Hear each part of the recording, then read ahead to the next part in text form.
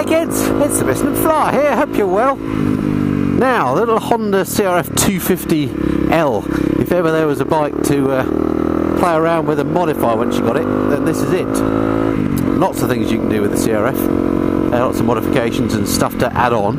So thought I'd do my top 5 aftermarket accessories for the CRF250.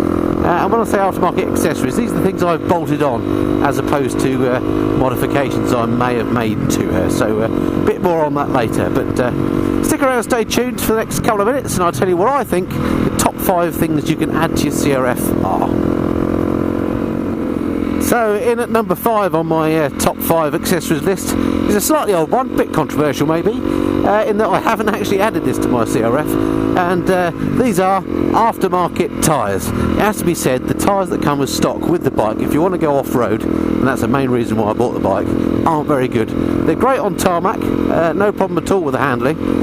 They do look knobbly and they look off-roady, but the front one in particular is very, very poor, and it just washes out if you're on anything other than a grippy surface. So number 5 on the list, aftermarket tyres, in particular the front tyre for the CRF. Get yourself a new tyre, because trust me, off-road and anything other than dry stuff, you're going to be off this bike in a trice on the standard tyres. Now today I'm just on a nice little poodle around the local area on the bike. I'm not intending to do anything hardcore off-road particular. But number 4 on my list is another one of those things that you want to add if you're going to go off-roading on your CRF 250, and that is these hand guards. I bought these from eBay, but they're absolutely fantastic for 2 reasons. One, if you're just riding normally in cold weather, then they keep some of the weather and wind off your hands, which helps keep your hands nice and toasty. But if you're going down a track or a trail and there's some overhanging branches and twigs and stuff, they also bash those out of the way. Sometimes people refer to the hand guards as bark busters. So they make number 4 on my list, hand guards for the CRF, just to keep the rubbish out of the way of your hands. Oh, horse approaching.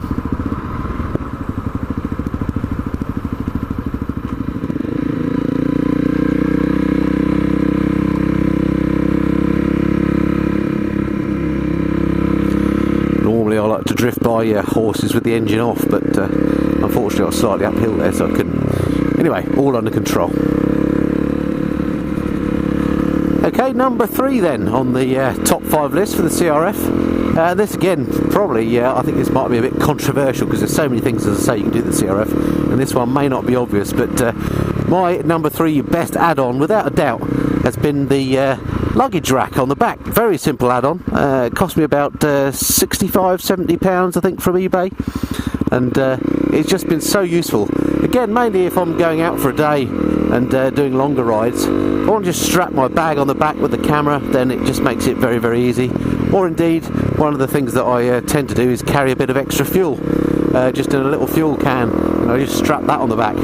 I do that because I prefer that over the option of having a bigger fuel tank. You can get bigger service tanks for these, and you can get tanks actually that are translucent, so you can see the amount of fuel that you've got on board as well, which may be quite useful, but I don't think they look very good. So I've stuck with a little fuel tank, and I just use the rack on the back to strap a bit of additional fuel on just in case I need it. So that's number 3 on my list, is the luggage rack on the back of the bike.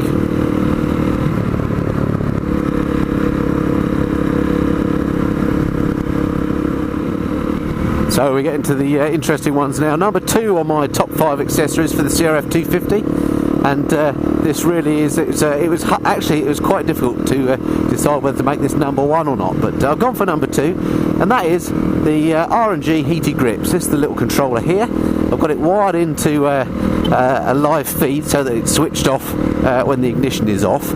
Although you can get other aftermarket heated grips that detect whether you've got the ignition on or off with, and you can just take it off of any just a straightforward power feed from the battery. But in this case, it's wired into the ignition properly. It's got 5 settings, anywhere from just slightly warm to very hot indeed. They're really nice grips. They feel a bit thicker than the stock grips, which I actually quite like, and they're very, very effective for winter riding. Of course, we're just coming into springtime, or through springtime now, and coming up to summer, so I won't need them so much. I haven't got them on today, for example.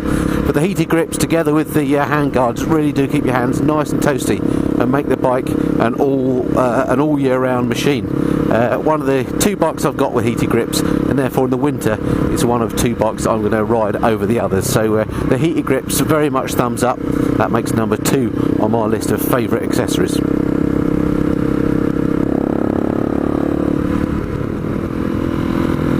So to the top spot then, number 1 on my list of accessories for the CRF250. Number 1, without a doubt, it's got to be the FMF aftermarket pipe, and with that I include the header as well. On this bike I've got the FMF Q4 pipe, which is supposed to be their slightly quieter one, although it's still pretty noisy if you ask me, and I've got the Mega Bomb header on it as well, which is slightly better for low down torque.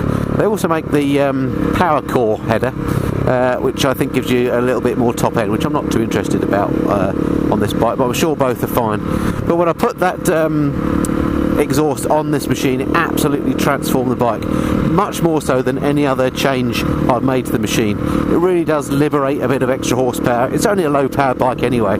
I can't remember what the power numbers are. It's something like 25 horsepower, and when you stick on the pipe you get about another 4 or 5. So in the scheme of things, it's actually quite a big power increase, and it's very, very noticeable when you add that. So for me, quite an expensive pipe compared to the price of the bike, but it really does transform the bike from something that really doesn't have any get up and go at all into something that not only sounds like it goes well, but actually does make it go well. So the FMF pipe rather is number 1 for me on the aftermarket accessories to add to the CRF250. So that's my top 5 aftermarket accessories, and I know 1 or 2 of those will be controversial. I know there are other things that maybe people would think should be in the list. For example, the 13-tooth front sprocket, I added that. Personally, I didn't find it made a hell of a difference. A lot of people really say that putting a different sprocket on the front makes a lot of difference to the way the bike feels.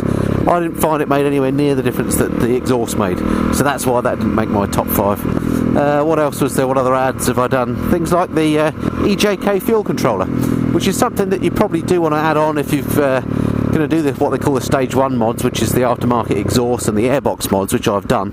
So I did add the EJK, but it's quite expensive. I added it to make sure that my mixture stays correct, and I don't do any damage to things like valve seats and so on. But I didn't notice that it made any appreciable difference to the power or feel of the bike. Where's she going? When I added it. That's a very interesting manoeuvre, lady, thank you.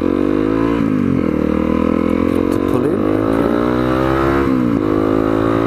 So that's why that didn't make my top 5, but my top 5 list, as I say, quite practical I think. Keeping my hands warm and making the bike go faster are really what they're about, and carrying stuff.